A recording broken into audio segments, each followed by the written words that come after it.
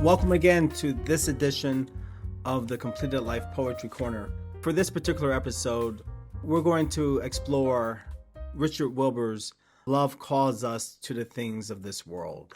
Beautiful poem that Wilbur published in 1956, and one that in some degree reminds me a good deal of Edward Hopper's 1952 painting called Morning Sun. Morning Sun is a classic Hopperian canvas in terms of highlighting the solitude that can come with urban existence. This particular canvas is in the Boston Museum of Fine Arts.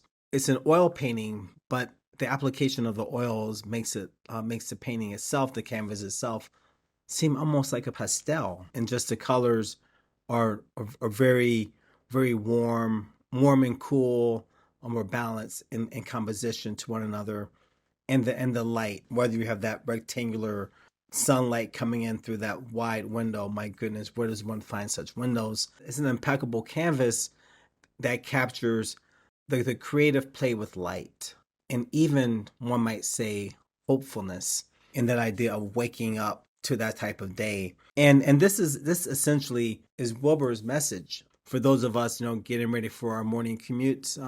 Maybe we often don't feel that love calls us to the things of this world, but perhaps from a certain angle, it may be indeed be love that does lead us out the door. Our responsibility to others, the place we have within our communities, and things of this sort that are often unrecorded, but acts of generosity do carry a great deal of weight. So on with the poem. Love calls us to the things of this world. The eyes open to a cry of pulleys, and spirited from sleep, the astounded soul hangs for a moment, bodiless and simple as false dawn. Outside the open window, the morning air is all awash with angels. Some are in bed sheets, some are in blouses, some are in smocks, but truly there they are. Now they are rising together in calm swells of halcyon feeling whatever they wear with the deep joy of their impersonal breathing. Now they are flying in place, conveying the terrible speed of their omnipresence, moving and staying like white water.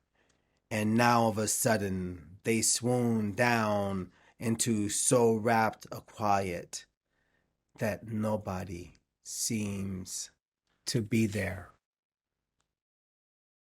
The soul shrinks from all that it is about to remember, from the punctual rape of every blessed day, and cries, "Oh, let there be nothing on earth but laundry, nothing but rosy hands in the rising steam, and clear dances done in the sight of heaven."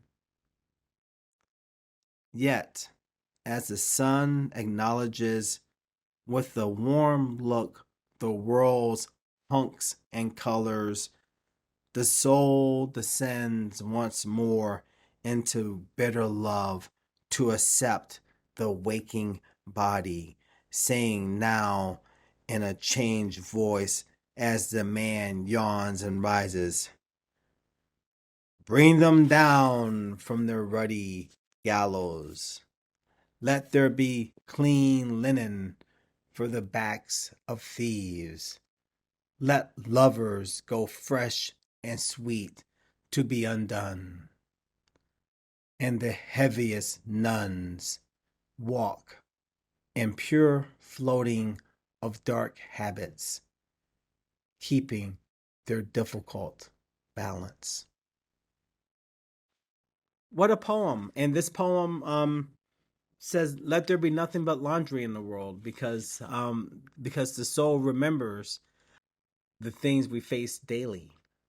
And maybe there's a shrinking back away from that. In fact, we're told the soul shrinks, doesn't want to do with it. But the soul once again accepts the body in this version of awakening, according to Richard Wilbur. And I think the voice itself at the end here, this poem, as you will note, ends in a quotation. And laundry itself becomes a metaphor for mercy, for kindness, for generosity.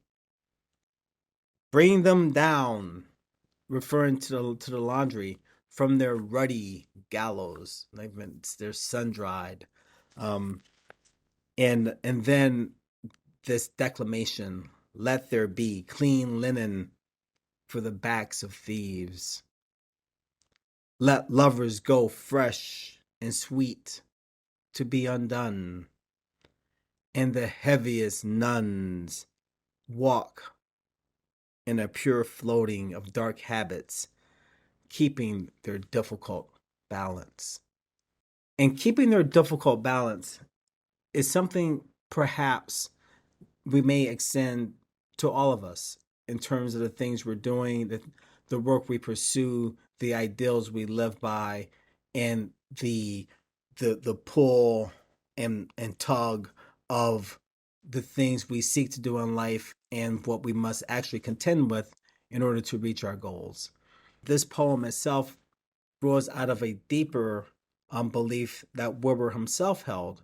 And if in a few poems before this one, he speaks about the ways in which humanity, and our free will and our decisions, we're constantly disrupting the grammar of the Creator, because our subject is ourselves. We have a type of independence, and this creates an interesting tension in this poem, because while love wakes us to the things of this world, it is a poem that celebrates not only us humans at our loftiest, but even when we fall.